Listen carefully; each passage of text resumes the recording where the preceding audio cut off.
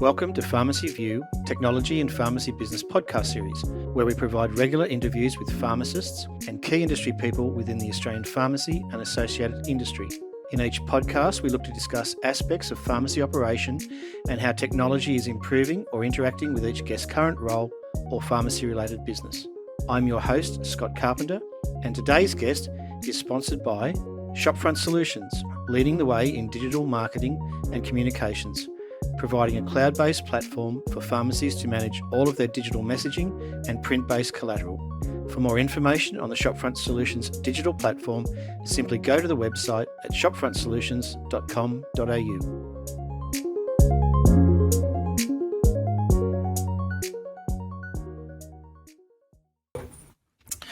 I'm talking today with pharmacist Simon Reynolds, Managing Director and co-founder of Australia's largest independent pharmacy group, Pharmacy Alliance. Welcome, Simon. Thank you, Scott. Good to be here. Likewise. And now, look, you and I guess, have been associated for a few years now through our pharmacy connections.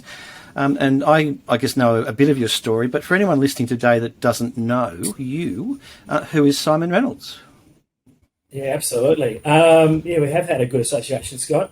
And I guess my history is, son of a pharmacist, so second generation pharmacist, born and bred down in Albany in Western Australia. Very proud of the place that I come from and what I learned, I guess, growing up in a household with a pharmacist as a dad, and very much spent a lot of time after school and on weekends. Mum worked in the shop, so we sort of very much was a family affair.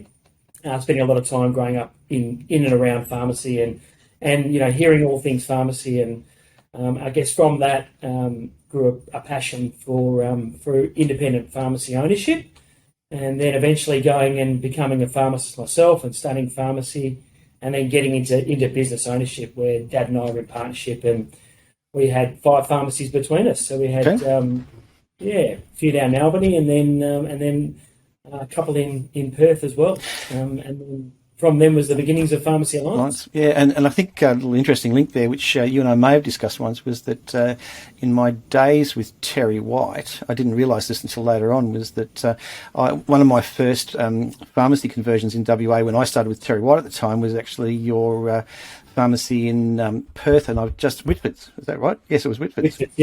Yeah. So even though we hadn't met each other at that stage, there was a connection from that perspective. So so obviously, Albany's still home and where the heart is.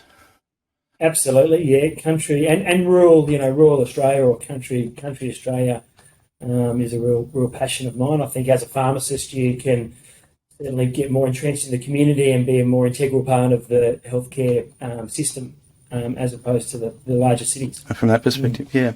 So, Simon, one of the reasons I was really keen to chat with you, and I really do appreciate your time. I know you're a very busy pharmacist and business manager, but my history with Pharmacy Alliance was that the whole group started on the premise of a technology platform. That was how it evolved, wasn't it? Yeah, look, the business did start back in 2002, and it was built around a technology platform. Even in the very beginning, where we were running a centralised IT, the stores were running a centralised point of sale system, and very much controlling stock, controlling pricing, controlling margin.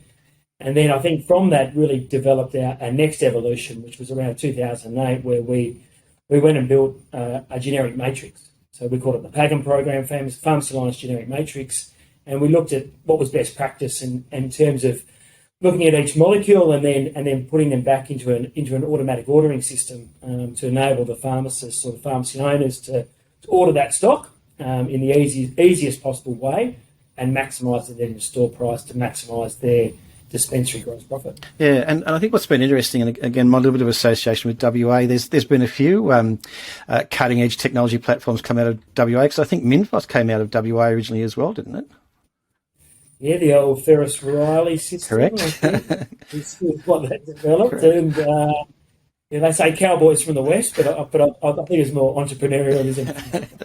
Actually, you're right. I hadn't heard that term for some time, but you're actually right. That was the way it was described. But and I guess the good thing there is that, so again, the PAGM platform evolved in WA with a group of members, which then I guess just grew or evolved over time.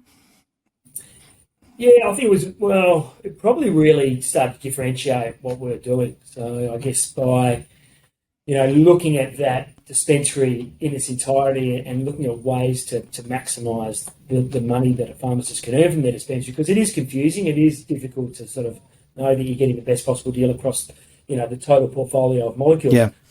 We'd expand on the East Coast and, our trading terms were great and our deals with the OTC suppliers were good, but I think the generics really put us on the map and really enabled us to then take the group to the next level. Yeah, and as you said, it was, I guess, combining all of those business metrics into a platform that at least gave the busy pharmacist business owner some really quick dashboard reporting that said you were either on track and you were maximising your dispensing or there was room for improvement. Because at the end of the day, absolutely. Yeah. Well, whilst it's about patient care, you've also got to run very successful businesses. So from that perspective, so Pagam in its current form, does it look significantly different today than what it did originally, or is it still pretty as it was designed? Oh, it's always evolving. I think there's always different factors that are at play, and I guess it's a constantly evolving market. But in terms of the systems and the processes and the technology that sits behind that, it's about just trying to continually make it as easy as possible, because price is one thing, but then there's no point having the best possible price if you can't get the stock. Yeah. And then you can't, or you're ordering the wrong stock because you might have a locum in for the day, and then so having it technology enabled and having it almost foolproof for the operators is one way to also make sure the margin is banked. And I guess, Scott, that's sort of where we're evolving to in terms of our II program, so the Inventory Intelligence program, which is the next evolution of Pagam, which actually enables the pharmacy owners not to have to pay for the stock until they point of dispense. Okay. And it also enables guaranteed stock on shelf, so to minimise those out of stocks, which, as we know, has been a massive factor, particularly during COVID and over the last couple of years with molecules not being accessible. So having a greater stock weight in the store, being able to have the stock to dispense at the right price and then not pay for it until you've actually dispensed it. Dispensed it. Okay, and that's live now or prototype now or? Yeah, that is live now, and that's something we've partnered with Aratex on. Part of their technology platform that we're using. It also enables the stores to be more compliant to the program, which once again enables bigger rebates. Oh, absolutely. Look, Simon, the benefit alone in, as you've said, having the stock in the dispensary shelves or in the robot, and you're not effectively invoiced for it until the day you dispense it. So at the end of each day, there's a reconciliation that says these products were dispensed today, and you'll now get an invoice through Sigma systems. That's correct. Yeah. So it's all through Sigma. Okay. So the supply chain operates very similar. However, just have those other benefits. Yeah. We've mentioned. So again, this might be a question on the spot, and I do half apologise for it. But again, stock weight. Is there an algorithm around the stock weight that a pharmacy should be carrying on the basis that you obviously don't want to have a whole lot of stock in a dispensary or a dispensary robot that's not turning over with date code potential problems? Absolutely. That's all run through the matrix, run through analyse the data, look at the stock turns, look at how much stock they're using, build in some buffers for some redundancy if that's the case. And once again, the supplier's taking the risk on that. Aratex taking the risk on that. If there's too much stock, then there'll be a balance up after a period of time and the stock will be moved around, but not at the penalty of the business. Of the business. So potentially then, again, I'm just going to say this back from an operations point of view, the Aratex territory managers would then oversee the stock in each of the pharmacies. And if there was a date coding or an overstock problem, they would then move or arrange to have that stock moved around to other locations. Absolutely. But that's I know from a few years ago that was in discussion and conceptual, but to actually hear today that that's live, that's excellent. So it's live. It's going to over 50 of the Pharmacy Alliance managed stores. Yes. And the results have been overwhelmingly positive from a cash flow, but also compliance as well, which is well. Again, on the basis, there's always a hesitation, particularly from the 15th of the month onwards, to not necessarily carry too much stock and maximise your beginning of the month orders. So effectively, that removes that whole scenario, because effectively the stock's there, you're going to be invoiced on the day that you dispense it, which I've heard. And remove that need for panic buying as well, with molecules potentially going out of stock and missing out on discounts, and which has been a major challenge. Wow. Definitely. Simon, that's really good. And I think what's caught me by surprise was I knew that you were working on it from that perspective, but I didn't realise that it was actually live. So is this the first time you've spoken about this publicly, or have I got a scoop here, or is this out in the public now? I think this is a Scott Carpenter scoop. Excellent. This one. We haven't really been shouting it from the rooftops.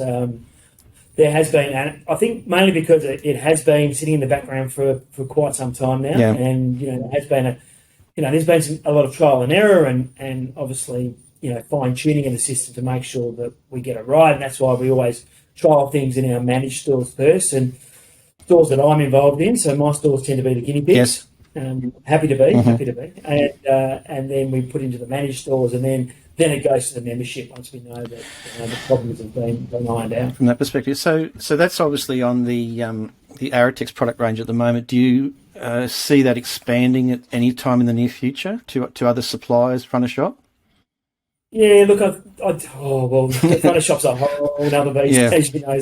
Yeah. Look, I think at this stage we're just going to, it is a closed system. Yep. You do need support from the manufacturer to the wholesale to the pharmacy operator. So at this stage, it's just designed for the Aratex portfolio, potentially Chem-own. Yep. So into the front of shop lines around some of their products. But at that stage, that would be as far as we'd push it. Push it from that perspective. Well, in this generation anyway. So no, that's cool. Yeah. No, that's really good. So what else is happening in Pharmacy Alliance at the moment? Look, I guess COVID for us has been a really interesting period. We've found that there's been a lot of winners. Certainly, the way that population's been pushed back out into the suburbs and back out into the regions, that certainly our stores are benefiting from that volume growth. Yeah. So we're seeing more footfall, increased basket size, increased product range, and increased sales. So majority of our stores have really benefited from that, which has been fantastic, and it's now hanging on to those customers. But the other thing that it's really shown us is we need to be better at our tech. We need to have better technology enablers. So, for an independent pharmacy group, it's difficult at times for us to look at investment around technology and say, well, how do we look at e-com, for example, and so a couple of initiatives that we've launched. One is through our partners at MedMate, which is an e-shopping cart. Starts with the patient's journey going to the doctor with an e-prescription, and then patient can then choose to then designate that e-prescription to their local pharmacy in their local area. Mm-hmm. So having a geographical footprint of sort of over 750 stores, we can then fit that bill, and the customer, they can then choose their local Pharmacy Alliance store to go and get that prescription either filled in store, they can go pick it up, or it can get delivered to their home, as well as Storby, so a website-based company which will build a bespoke website at a very, very, very low cost for an independent pharmacy operator, which just gives them that extra channel to market. So it's becoming, just that increased channel, and I think with, the larger groups being able to invest in their tech and having a bigger e-com, it's sort of, once again, it's an independent solution to combat that. From that perspective, yeah. Look, certainly, if there's a theme coming through most of the technology podcast recordings that I do in the pharmacy arena, it's which platform do you go with? It's almost like there's so many thrown at you every day. Everyone's that wants something done, everything that requires an action or activity, it seems like there's a different platform. And I know that's life from our perspective, but I guess, how do you guys go about choosing the right one for you? Yeah, look, it's very much looking at the ethos of the business, which is, we're an independent pharmacy group, and we've got to look at it from the independent pharmacy owners and work out. And the benefit, I guess, of having myself and other independent pharmacy owners in the group is that you're looking at what's the best possible solution that's, and it's not a one-size-fits-all. No. So that's why we've gone down the MedMate and the Storby approach, because it is definitely not a one-size-fits-all. And then we've got the Branded Stores Alliance Pharmacy, which need a different solution. So very much tailoring things, very much looking at what suits that independent pharmacy owner may not suit the next independent pharmacy owner. And I think one thing that used to annoy me when I was in the pharmacies working was that you would have this one size fits all, and for your particular store, it just wouldn't suit. Yeah.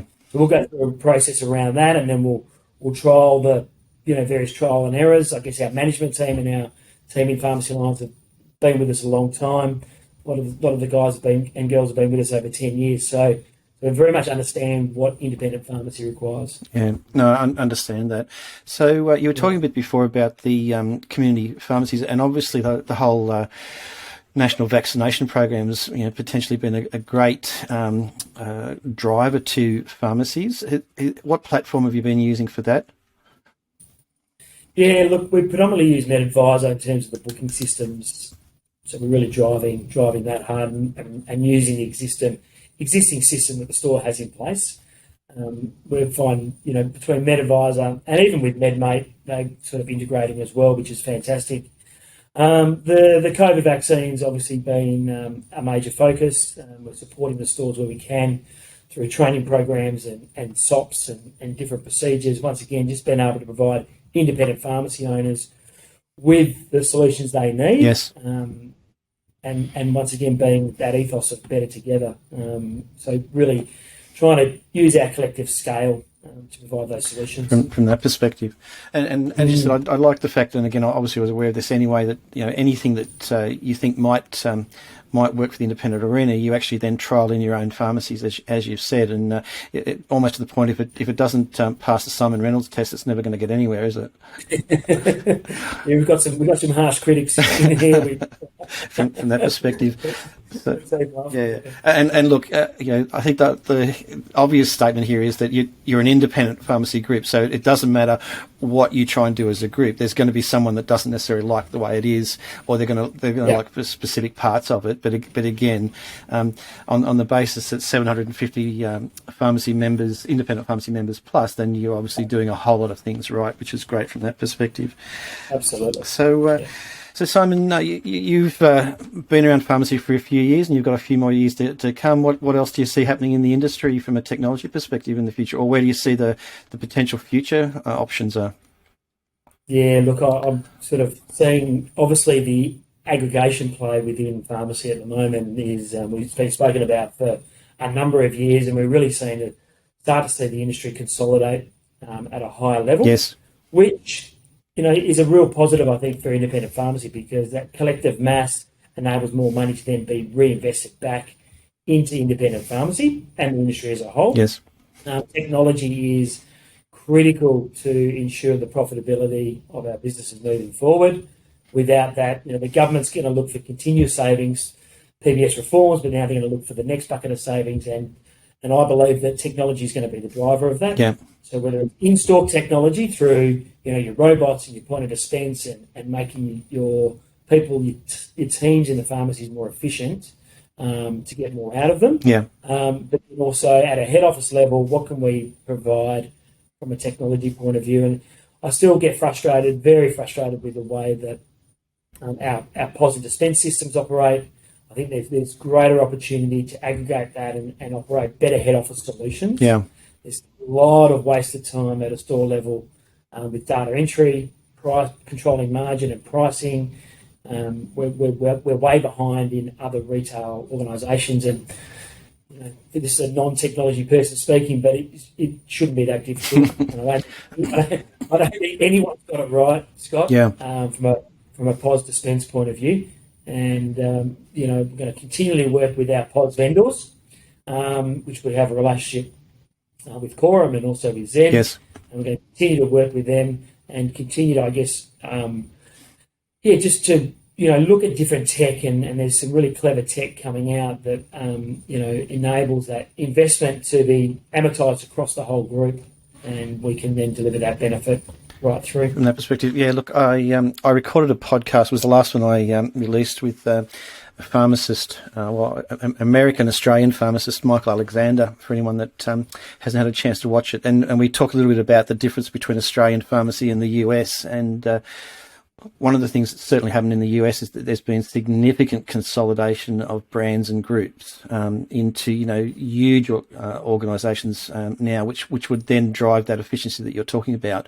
I think that one of the things that has always intrigued me from my, retail background coming into pharmacy too many years ago now was the fact that the independent arena that is pharmacy is its greatest asset, but it can also be its greatest nemesis because it takes so long to actually get things happening. On the other side of things, as you've already described with your PAGM program, is that every good technology platform that seems to hit pharmacy has come out of someone's pharmacy somewhere that they've implemented and done that. And I guess that's one of the things that I still kind of find intriguing is that, I would, from my arena, I would see, a new platform being launched into pharmacy every week at the moment because I guess I'm watching for it from that perspective. And it's a case of then, how do you select, how do you pick, how do you work from that perspective as well? And again, it sounds like you've got a good model going there. And then also, Scott, I guess it's the data piece as well. Yeah. So we've got all this tech, we've got all this data coming in, and then what do we do with the data? How do we use that data to, benefit ultimately the knowledge around the consumer?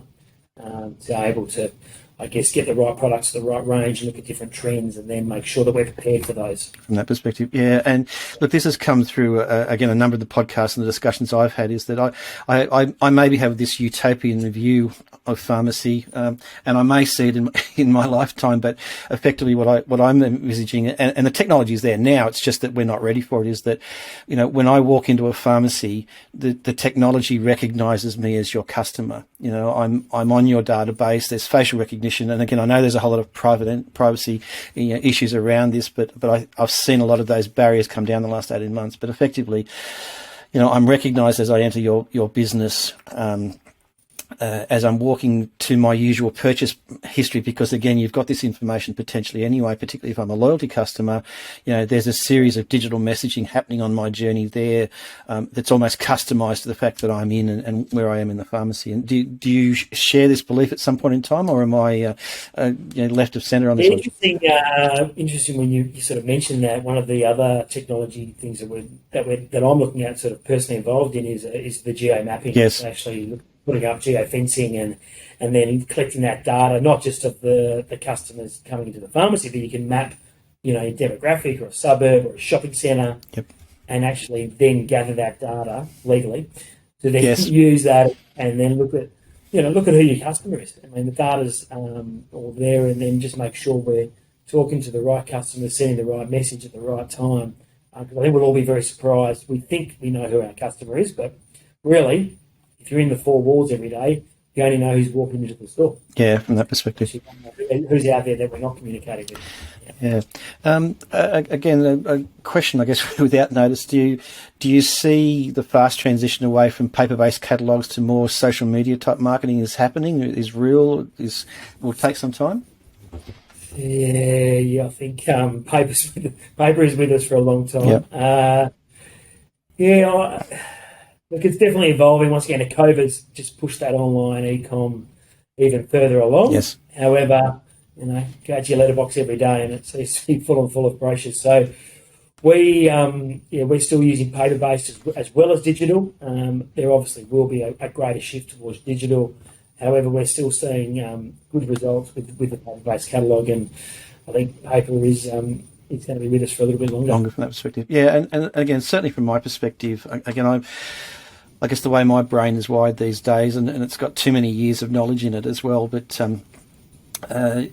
I think paper will still be around for some time because suppliers who, I guess in part fund advertising, want to see something tangible. And at this point in time, social media advertising, as we know it, in the pharmacy possibly doesn't exist to the same effect that an Instagram influencer could be. So maybe there's an opportunity there for you, Simon. We've done some BVOD media recently above the line with a couple of our supply partners, Aratex and GSK, and interestingly, the data that was coming through that in terms of was around our Alliance Pharmacy branded stores and the Healthcare Heroes, and the data was actually really, really positive. Okay. In terms of, monitoring that, seeing the sales uplift in those products that were advertised, and video on demand is an emerging area and something that will be continuing to spend money on in that area. From that perspective. So just want to clarify that. So effectively, when you've run some social media product marketing, you've seen uplift through the pharmacies. Yeah, which sort of highlights you've got to play in every channel. Yeah. So, back to the earlier point around Medmate and Storby, and from an independent pharmacy owner, sure, you may never going to get rich from an independent e-com website, but it's a channel to market, and it's a channel that you have to play in. Like you used to have fax orders. Yeah. You've got to do deliveries, like you've all the channels, and I think all those sales are incremental, and they all add up to create a successful business. From that perspective, yeah. Simon, we're coming to the end of our time, which has been great to chat. Was there any other points on your list that we wanted to chat about before we wrap up? No, not at all, Scott. I think looking forward to the future, looking forward to where the next 5, 10, 15, 20 years of independent pharmacy ownership is going to go, and it will continue to evolve, and it will continue to be an exciting industry. Absolutely. Simon, thanks very much for your time. I'll include in the show notes a link to the Pharmacy Alliance website, which is a great way to get in contact with you guys, and also your LinkedIn profile if anyone wanted to kind of touch base on a one-on-one perspective. So thank you very, very much for your time. It's been great to chat today. I really appreciate it, and look forward to staying in contact from that perspective as well. You're very welcome, Scott. Thank you.